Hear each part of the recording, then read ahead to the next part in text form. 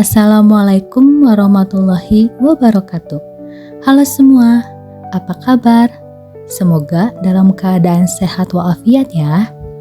Nah, pada kesempatan kali ini, izinkan kami memaparkan materi yang berjudul jenis-jenis teks, yaitu ada teks puisi, teks laporan hasil observasi, dan teks hikayat.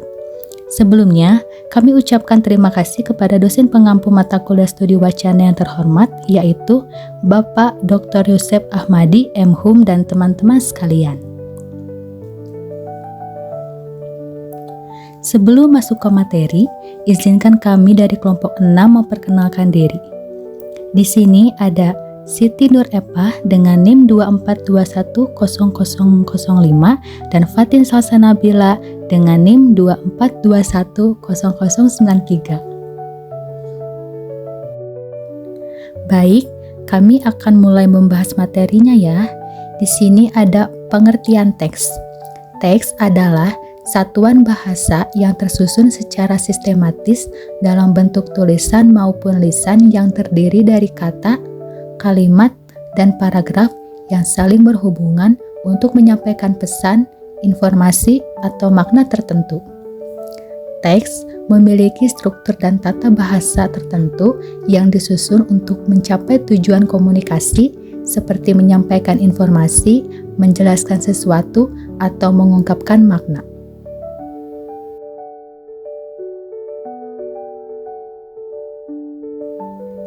Menurut beberapa pandangan dari ahli linguistik dan komunikasi menyatakan bahwa pertama, menurut Stubbs tahun 1983, memisahkan teks dan wacana dengan menyatakan bahwa teks adalah tuturan monolog non-interaktif, sedangkan wacana lebih bersifat interaktif. Kedua, menurut Nababan tahun 1987, mengatakan teks adalah esensi wujud bahasa yang direalisasikan dalam bentuk wacana dan bersifat konseptual, dengan pemilihan struktur teks yang disesuaikan dengan konteks situasi. Ketiga, menurut Begrande dan Dressler, tahun 1981, mengartikan teks sebagai peristiwa komunikatif yang memiliki fungsi dan ditempatkan dalam kerangka tindakan komunikasi. Keempat, menurut Bell, tahun 1991, mendefinisikan teks sebagai hasil rangkaian ekspresi linguistik yang terstruktur membentuk kesatuan utuh dan membawa arti semantik melalui kohesi antar kalimat. Pengertian teks juga mengandung 3 unsur utama, yakni isi atau konten, sintaksis atau struktur kalimat, dan pragmatik atau hubungan konteks situasional. Selain itu, secara etimologi, kata teks berasal dari bahasa Latin yaitu textus yang berarti jaringan atau tenunan, menggambarkan bagaimana kata dan kalimat dalam teks tersusun seperti benang yang membentuk sebuah kesatuan bermakna. Ringkasnya, kajian tentang teks menempatkan teks sebagai satuan bahasa berstruktur yang berfungsi dalam komunikasi untuk menyampaikan makna yang dipengaruhi oleh isi, bentuk, konteks, dan tujuan komunikatifnya. Jika diperlukan, kajian teks juga mengkaji aspek kohesi, koherensi, dan konteks situasi untuk memahami teks secara menyeluruh dalam komunikasi.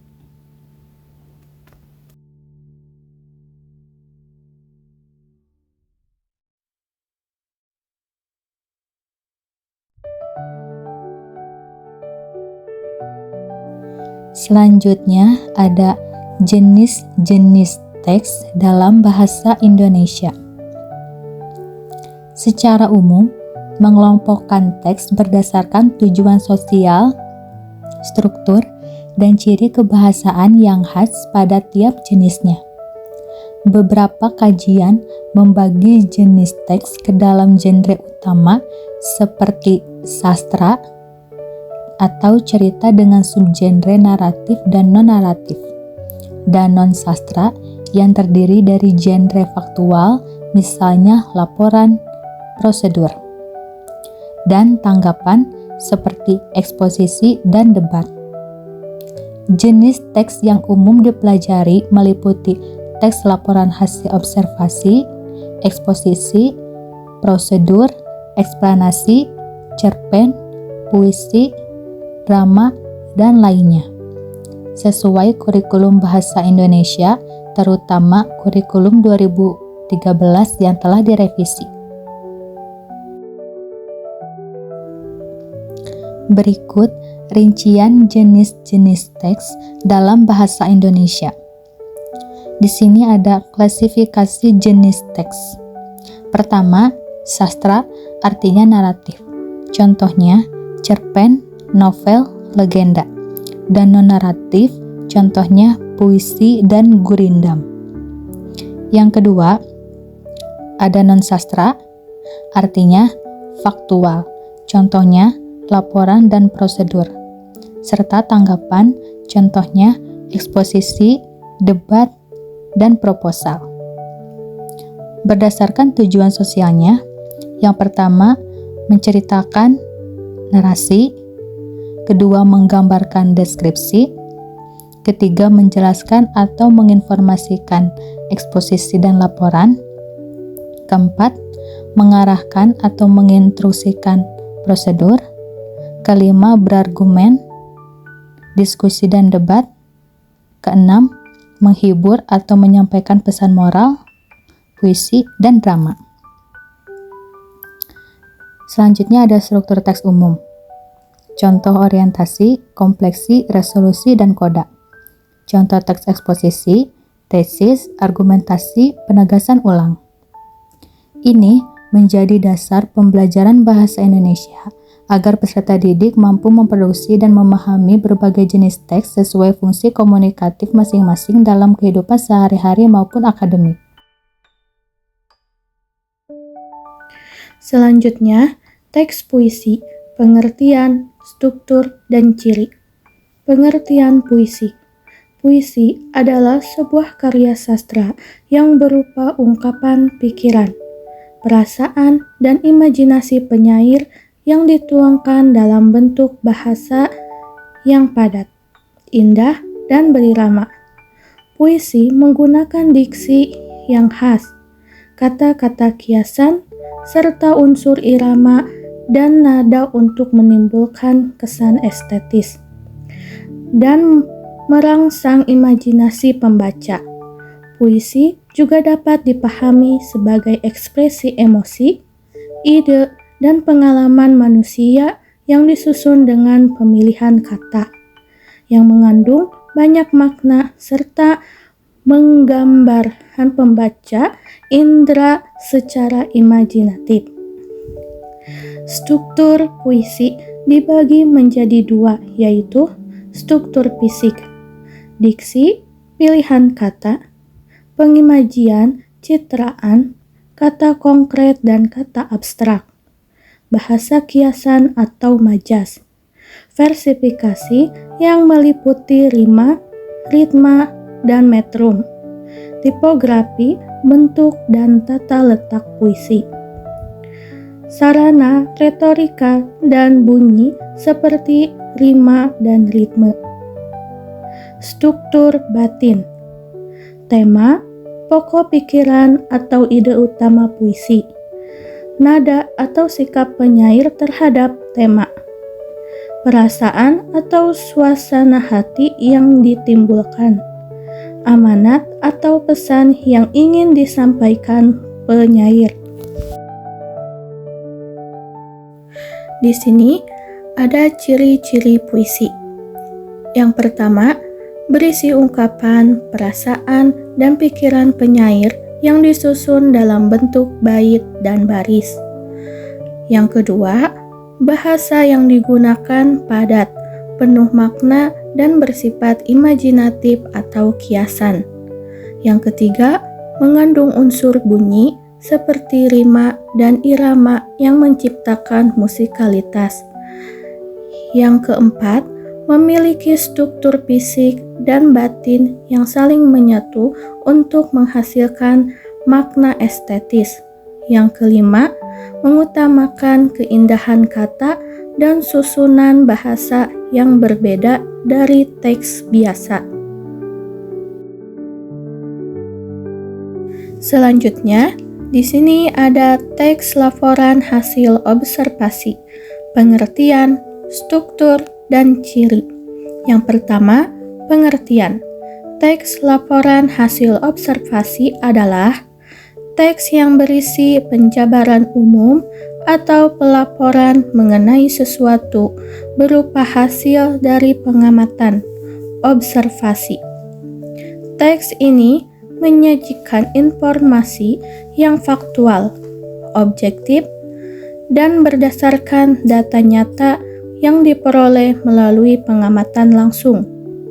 Tujuannya adalah untuk melaporkan hasil pengamatan secara sistematik dan akurat tanpa memasukkan opini pribadi penulis.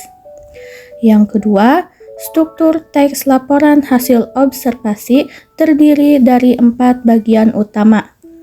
Yang pertama, judul, menunjukkan topik utama laporan yang harus singkat, jelas, dan mencerminkan isi laporan.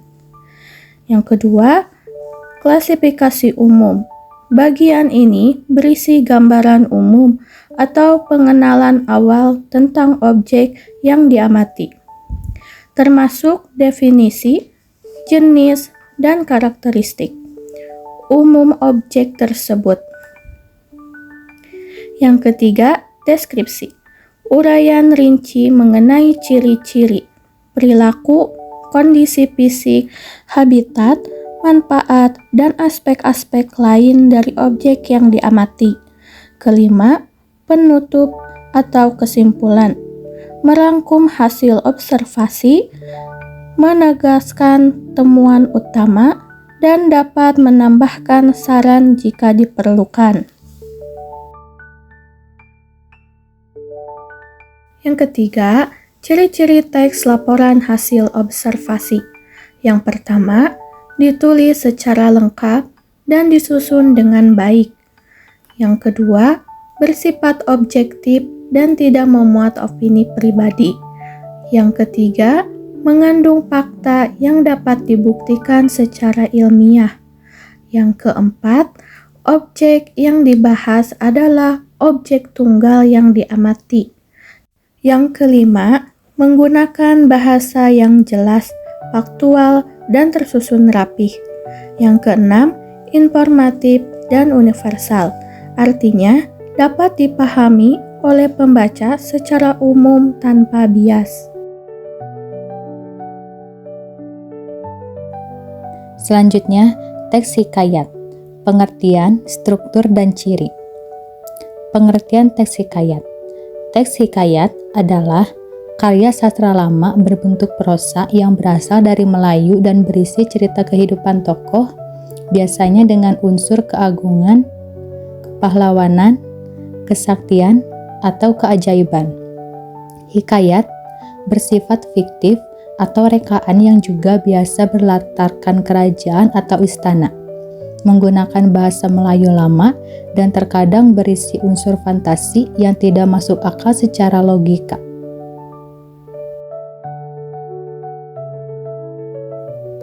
Kemudian ada struktur teks hikayat. Yang pertama, abstraksi. Adalah gambar atau inti cerita secara umum yang mengawali cerita.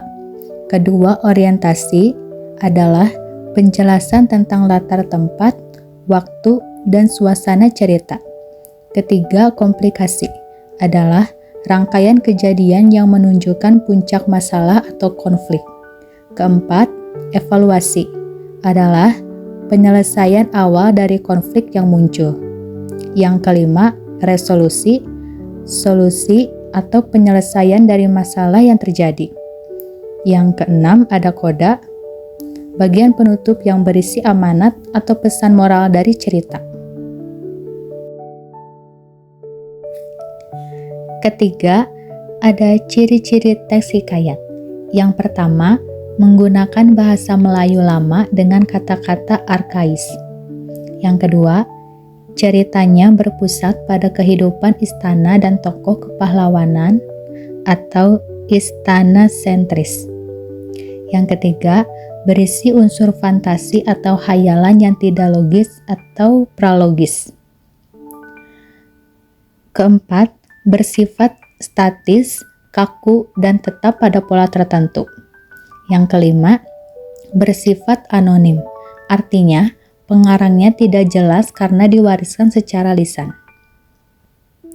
Yang keenam, memiliki tujuan untuk menghibur dan menyampaikan pesan moral atau nilai kehidupan. Dengan demikian, teks hikayat adalah sebuah karya sastra lama yang mengandung cerita fiktif, terutama tentang tokoh bersejarah atau mitos yang disajikan secara berstruktur dengan ciri khas bahasa dan muatan cerita yang terikat budaya Melayu lama. Terakhir, kesimpulan. Teks puisi merupakan karya sastra yang menekankan keindahan bahasa, irama, serta makna mendalam yang mampu mengekspresikan perasaan dan gagasan penulis. Teks laporan hasil observasi bersifat faktual dan objektif, disusun secara sistematis untuk menyajikan informasi berdasarkan pengamatan langsung terhadap suatu objek atau fenomena. Sementara itu, teks hikayat adalah karya sastra lama berbentuk prosa yang mengandung unsur imajinatif sekaligus syarat nilai moral, budaya, dan tradisi masyarakat. Pemahaman terhadap ketiga jenis teks tersebut sangat penting karena dapat membantu peserta didik mengembangkan keterampilan berbahasa secara menyeluruh. Teks puisi melatih apresiasi sastra, teks laporan hasil observasi membentuk kemampuan berpikir kritis dan sistematis. Sedangkan teks hikayat menanamkan nilai budaya dan moral. Dengan demikian, penguasaan jenis-jenis teks tidak hanya memperkuat kemampuan literasi, tetapi juga membentuk pribadi yang berkarakter, kreatif, serta berwawasan luas.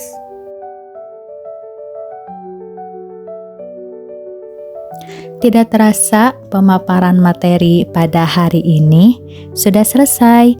Kami ucapkan terima kasih kepada Bapak dosen yang terhormat dan teman-teman semua karena sudah mendengarkan dan menyimak materi yang sudah disampaikan. Mohon maaf jika ada kesalahan kata yang kami ucapkan. Semoga materi ini bisa menambah wawasan kita semua. Akhir kata, wabillahi taufik wal hidayah. Wassalamualaikum warahmatullahi wabarakatuh.